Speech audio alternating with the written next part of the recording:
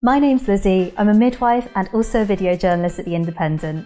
On International Day of the Midwives 2024, I decided I'd answer all the questions that you've always wanted to ask a midwife. Is this a dumb question? Do you ever love the baby when you deliver it? Is it hard to say bye-bye? Midwifery actually means with women, so you're spending more time with the parents than you actually are with the baby. The baby's kind of the product of the situation.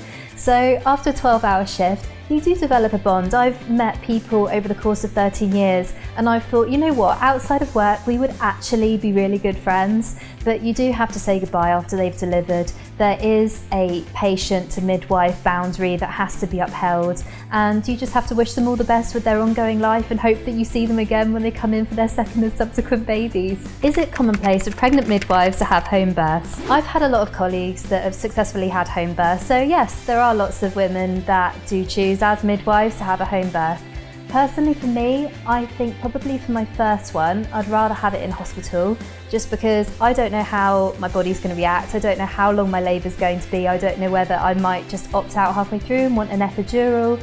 And sometimes if your labour is long, then the course of the contractions, it can actually mean that the babies can suffer a little bit of lack of oxygen, and very occasionally, right at the end of your labour, these babies might need a little bit of assistance to be born in the most optimal condition. So personally for me, I will be saying no to a home birth for my first, but if things go well with the first one, if I have a vaginal delivery with minimal complications and it's not too long a process, then maybe I'll consider it for my second or third. What's the most popular choice of music for birth, and what is the most random you've heard? Most popular?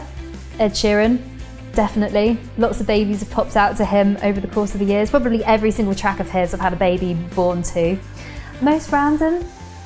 There was a really cool birth that I was at, and they said they had a very festival style wedding. So their wedding playlist was actually a lot of EDM and drum and bass music. So you're talking Pendulum, Chase and Status. It really was a vibe in the room. She was puffing on gas and air, she was on birth mats on the floor, and the baby came out chilled as anything. So clearly it was very used to listening to drum and bass antenatally when it still was in the womb.